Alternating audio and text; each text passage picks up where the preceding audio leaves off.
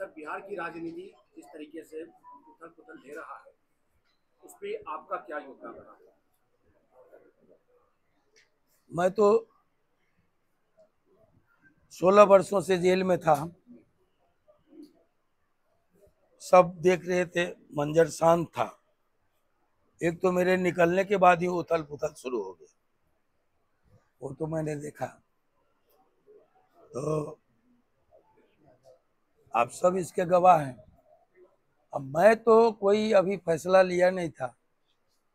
बेटी की शादी थी, बेटे की शादी थी, आप सब उसके गवाह बने हैं। तब तक सब शांत था, अच्छा था। अचानक एक हंगामा खड़ा हुआ कि आनंद मोहन जी को कानून में बदलाव लाकर छोड़ दिया गया। मैं वहां से शुरू होता। आप सबको भी, आप देश में लोकतंत्र के चौथे स्तंभ हैं। आपकी बड़ी जिम्मेवारी है, किसी से कम नहीं है। न्यायपालिका हो, कार्यपालिका हो, विधायिका हो, तो उसके अलावा एक प्रेस भी है। ये चार खंभों पर, लोहिया ने कहा चौखंबा राज, चार खंभों पर लोकतंत्र टिका हुआ है। मैं एक बात कहूंगा, इसके तह में सबको जानना चाहिए था कि जो कानून में बदलाव आया वो क्या आनंद मोहन के लिए आया? क्योंकि आप सभी प्रबुद्ध लोग हैं, जानते हैं कि व्यक्ति पर वही कानून लागू होगा जिस समय जो कानून था, जो प्रावधान थे। मुझे सजा हुई 2007 के 3 अक्टूबर को। जेल मैनुअल में परिवर्तन हुआ, कारा हस्तक में परिवर्तन वर्तमान की सरकार ने लाया था, एनडीए की सरकार ने वो लाया था 2012 में। एक्ट बना वो 2016 में। तो आप समझ सकते हैं कि जिस व्यक्ति को सजा हुई 2007 में, उस पर 16 का कानून लागू नहीं होगा। लेकिन इतना बड़ा हंगामा हुआ कि मैं कुछ नहीं, चुपचाप हंस रहा था। जब मेरी बारी आएगी तो हम लोगों को बताएंगे। आज आपने पूछ दिया, तो आज अमित शाह जी एक कानून लाए हैं, उसमें जिक्र मेरा भी उन्होंने किया कि बिहार में रसूखदार लोगों को छोड़ दिया गया, इसलिए जो आजीवन कारावास होगा उस मामले में स्टेट को राइट होगा 7 साल ही छूट देने का। बिहार सरकार कितनी छूट दे रही थी आजीवन में? 6 साल। अमित शाह जी के अनुसार अब वो हो गया 7 साल। तो हमको 13 साल पर छूट जाना चाहिए, हम 16 साल के बाद छूटे हैं। तो ये जो चिल्को मचा कानून में परिवर्तन, तो कानून में अगर परिवर्तन लाया तो 28 लोग छूटे, 1 लोग मृतक थे, 27 लोग छूटे, 11वां नंबर मेरा भी था। लेकिन मैं फिर कह रहा हूं, वो कानून मुझ पर लागू होता ही नहीं था, इसलिए कि मुझे सजा मिली 3 अक्टूबर 2007 को। कानून बनाया गया 2012 में, उसको एक्ट बनाया गया, अधिनियम बनाया गया 16 में, तो 7 पर कैसे लागू हो? अब आगे बताएं। वर्तमान जो परिवेश चल रहा है सर राजनीति का, उस पर आप क्या कहना चाहेंगे? वर्तमान में तो अभी आप देख रहे हैं इंडिया और एनडीए चल रहा है। अभी मोहन भागवत जी का एक बयान आया कि भारत का सही नाम भारत ही है। तो वो तो अभी जो स्थिति कभी ईरान में खुमैनी साहब की थी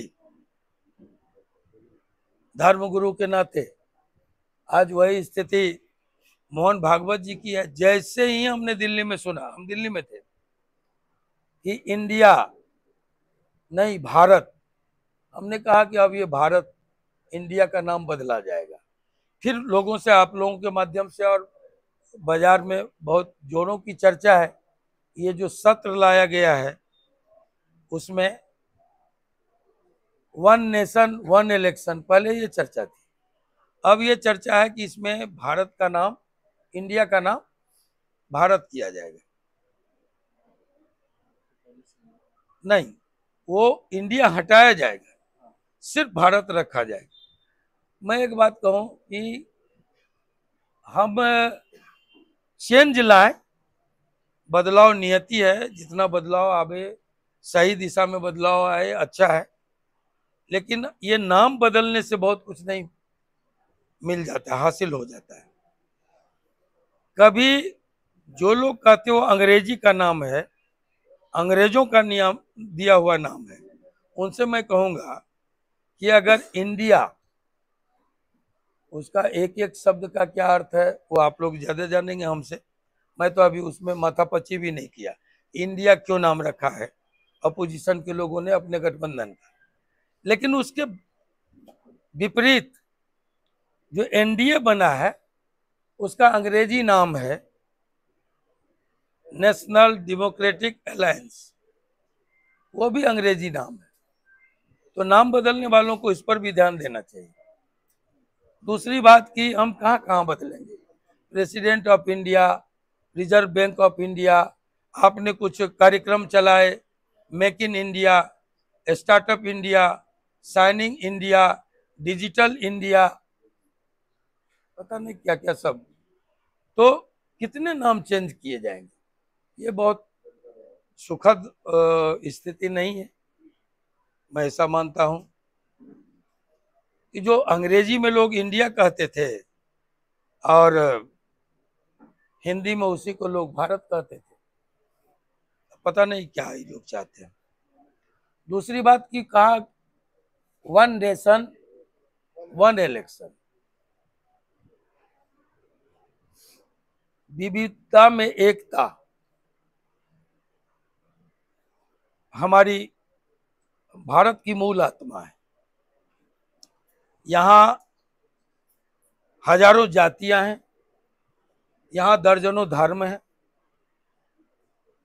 सैकड़ों भाषाएं हैं, हजारों बोलियां हैं, हमारी संस्कृति अलग है, हजारों परंपराएं हैं, सभी, और सबको मिला के ये हिंदुस्तान है, भारत है, इंडिया है, जो कह लीजिए।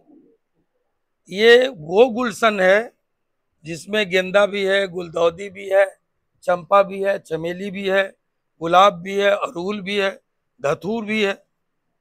अब सबको काट के और सिर्फ गुलाब को खिलने की इजाजत दी जाए, सारी फसलों को खत्म करके सिर्फ गेहूं को उपजाने की इजाजत दी जाए, सारी भाषा को, सारी परंपराओं को, विरासत को, संस्कृतियों को खत्म करके हम कहें कि one nation one religion, one nation one election, तो आप ऐसा कीजिए ना, तो मुखिया, सरपंच, पंचायत समिति, वार्ड कमिश्नर, राष्ट्रपति, प्रधानमंत्री सबको एक बार करा लीजिए, हम लोग तैयार हैं।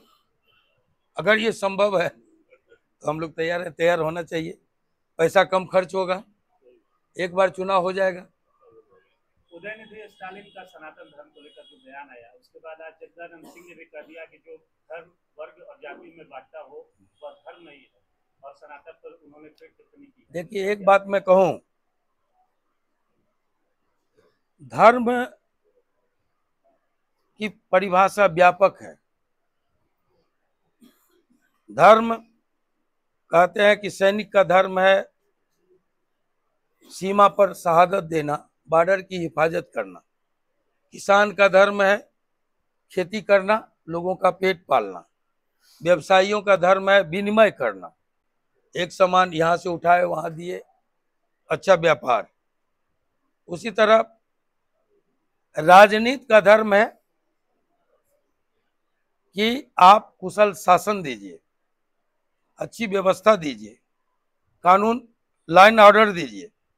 धर्म की का भी धर्म है, और वो धर्म है कि गिरतों को उठाना,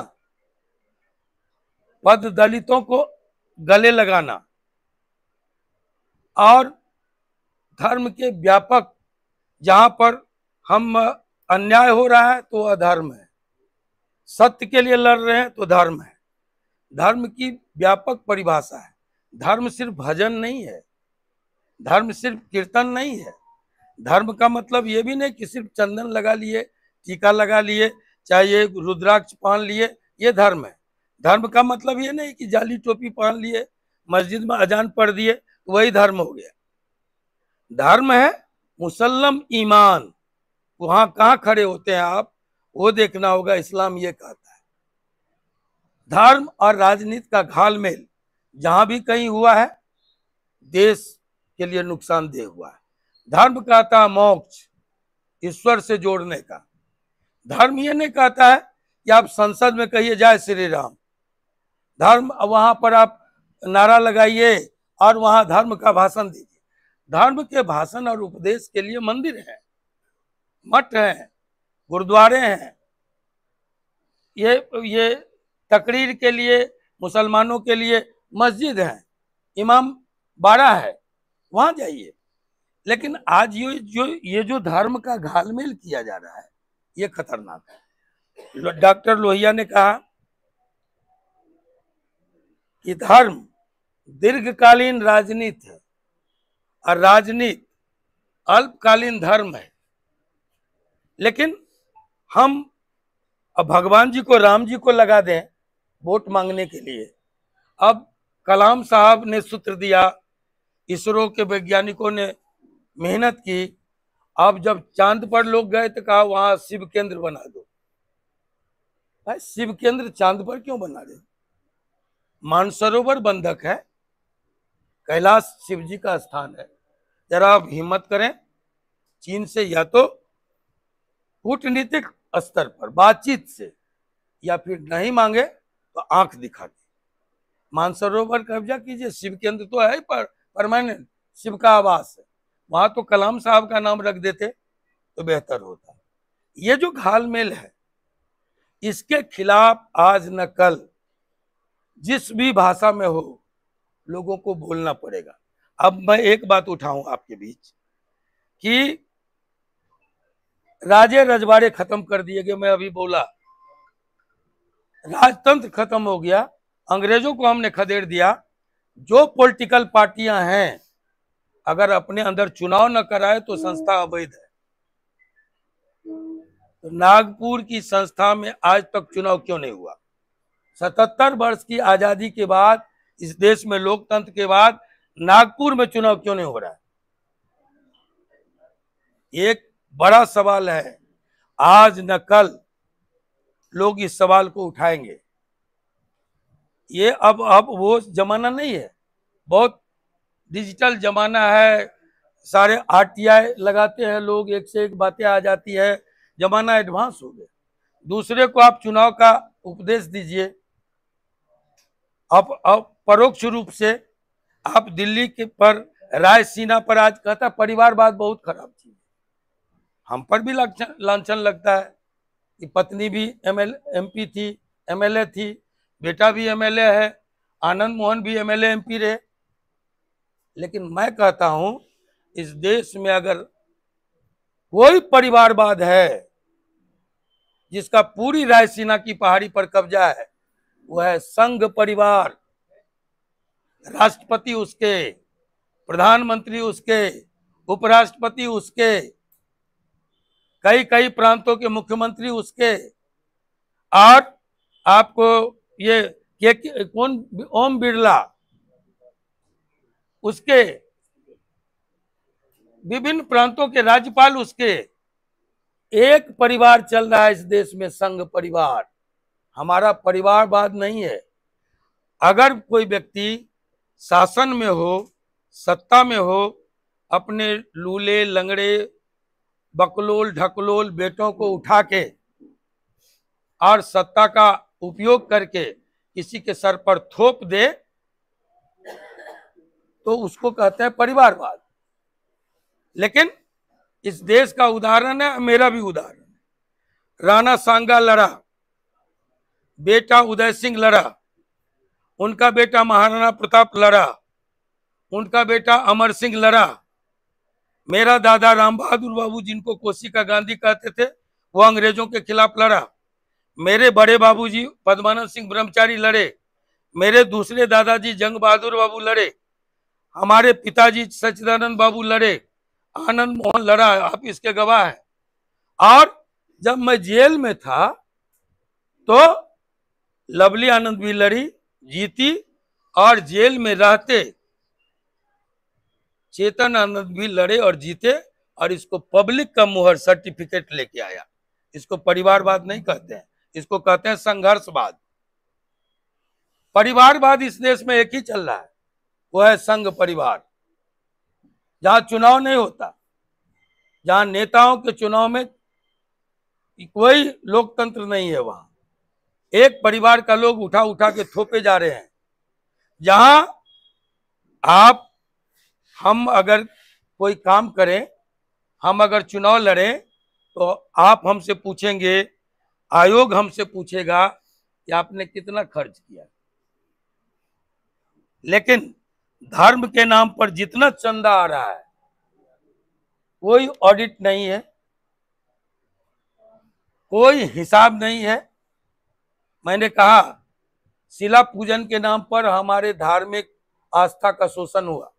कहा गया आप ईंट भेजिए, हम राम जन्मभूमि बनाएंगे इसी ईंट से। हमने देश भर से, गांव गांव से करोड़ों नहीं अरबों ईंट दिए। जब राजस्थान के उत्कृष्ट पत्थर से मंदिर बन रहा है राम जी का, तब मैं पूछना चाहता हूं ये धर्म के धंधेबाजों से, वो हमारे करोड़ों अरबों ईंट कहां गए? देश जानना चाहता है।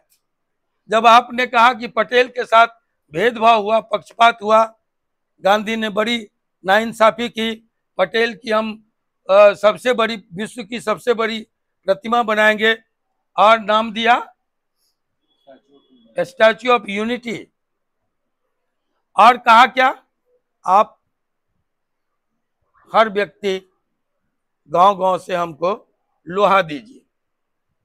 आप गवाह हैं, लोहा भेजा गया, लोहा भेजा गया, लाखों टन लोहा गया, जितना उसमें नहीं लगना चाहिए। लेकिन मूर्ति कहां से आई? हमको कहा जाता है पटाखा, लड़ी, पेन, खिलौना चीन का मत खरीदो, लेकिन 3,500 करोड़ में स्वदेशी सरकार हमारी प्रतिमा खरीद के लाई, और वो प्रतिमा अभी है। आप लगाइए प्रतिमा, हमारा लोहा तो वापस कर दीजिए। ये लोहा कहाँ गया? पूछिए कि लोहा कहाँ गया। तो ये प्रबुद्ध लोग पूछना चाहता है। आप कह रहे हैं हमारे किसानों का कर्जा माफ नहीं होगा, हमारा सब्सिडी खत्म कर दिया गया, गैस पर अब 200 आप 900 दे दीजिए, 200 फिर आप 900 बढ़ा दीजिए, 200 दे दीजिए, माफी कर दीजिए। लेकिन तो सब माफ किया है। लेकिन मैं कहना चाहता हूं कि आप बिजली फ्री को कहिए कि लॉलीपॉप दे रहा है, ये लुटा रहा है। आप वो नहीं, अगर पब्लिक का 100 यूनिट, 5 यूनिट, 10 यूनिट कोई सरकार छोड़ देती है बीपीएल वालों को, तो उस पर बड़ी हंगामा करते हैं, प्रधानमंत्री जी बोलते हैं, गृह मंत्री जी बोलते हैं। लेकिन एक व्यक्ति, आप में से भी उस चैनल का लोग होगा, माफ कीजिएगा जी, है ना, सुभाष चंद्रा कौन है? 9,000 करोड़ आपने कर्जा दिया और 6,999 करोड़ आपने माफ कर दिया एक झटके में। ये क्या चल रहा है देश में? किसानों के लिए पेट में मरोड़ होगा, गरीबों के लिए पेट में दर्द होगा। तो ये जहां देश ले जा रहे हैं, आप के वित्त मंत्री से मिलके ललित मोदी दोपहर में निकलता है, गायब हो जाता है।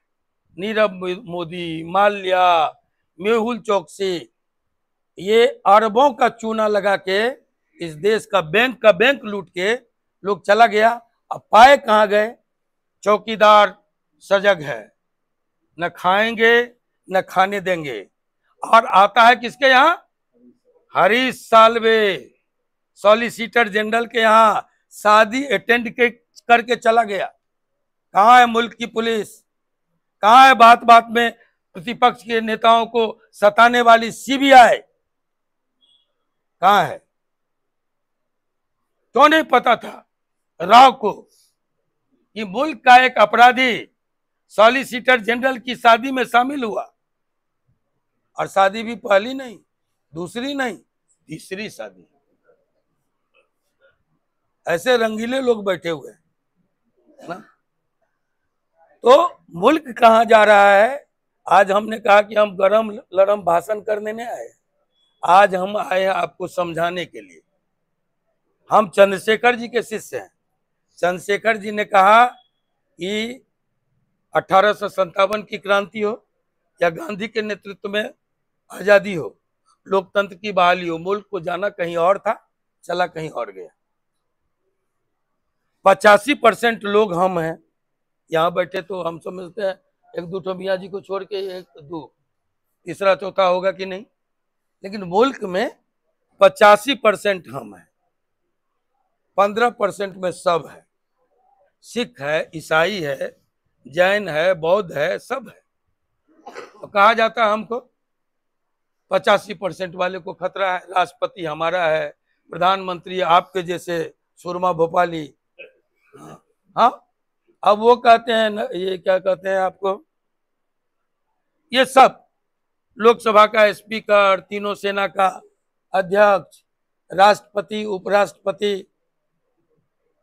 ये रक्षा मंत्री राजनाथ सिंह, इतने भारी भरकम लोग, वो हैं हमारे सभी। पहले तो होता था एक दो ठो मुसलमान दिख जाता था, मोहम्मद फलना फलना प्रांत का चीफ मिनिस्टर। अब खोजिए तो चीफ मिनिस्टर, सारे चीफ मिनिस्टर हमारे हैं। हम ही को खतरा है भाई, तब तो हमको डूब के मर जाना चाहिए। कहते हैं अखंड भारत, इस भारत में कितना है? 20 करोड़ है अल्पसंख्यक, सब मिला के, ये नहीं कि मुसलमान, 20 करोड़ है। हम हैं 142 अगर है, इस अभी जो कहा गया है, अभी संसद में भी बताया किसी ने 142, 135, 142 जो भी हो, तो 120 करोड़ को अगर छांट दीजिए तो 122 करोड़ हम हैं। खतरा हमको है 20 करोड़ वाले से। अखंड भारत ये लोग बना रहे हैं। अखंड भारत में अगर ईरान का मुसलमान आएगा, वहां तक मेरी सीमा थी, ईरान का मुसलमान आ जाएगा 10-12 करोड़, अफगानिस्तान का मुसलमान आ जाएगा, तालिबान, वो तालिबान जो एक बार अफगानिस्तान ने सोवियत रूस को घुटने टिकवाया, दूसरी बार उसी अफगानिस्तान तालिबान ने अमेरिका को मार भगाया, भागना पड़ा ना।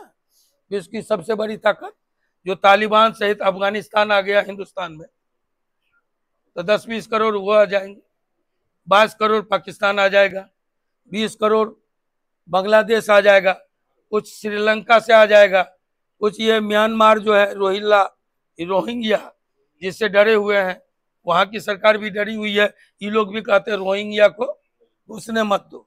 ये सब रोहिंग्या आएगा ना, अभी शरणार्थी बन के नहीं आएगा, बजाबते आएगा। तब हमारी आबादी होगी 122 करोड़ और उनकी आबादी होगी कम से कम 132 करोड़। तब बताइए कि जो अभी जो जरा सा हमारा हिंदुत्व है, उस हिंदुत्व का क्या होगा? इसलिए किसको समझा रहे हैं? देश दुनिया जान रही है, जहां भी जातीय उन्माद पैदा हुए जर्मनी टूट गया, जहां भी जातीय उन्माद श्रीलंका में पैदा है अभी उसका सत्यानाश हो रहा है। तमिल और सिंघली जातीय उन्माद है, धार्मिक नहीं। हम धार्मिक उन्माद के पचड़े में पड़े तो भारत टूटा, धार्मिक उन्माद के आधार पर पाकिस्तान बना, बांग्लादेश टूट गया। हम धर्मनिरपेक्ष राष्ट्र रहे, हम सलामत हैं, चांद पर जा रहे हैं, सूरज पर जा रहे हैं, वो टमाटर और प्याज में लगा हुआ है पाकिस्तान, जिसका नाम बार बार कहता है पाकिस्तान की क्या हैसियत है हमारे सामने? कुछ हैसियत नहीं है, डराया जा रहा है।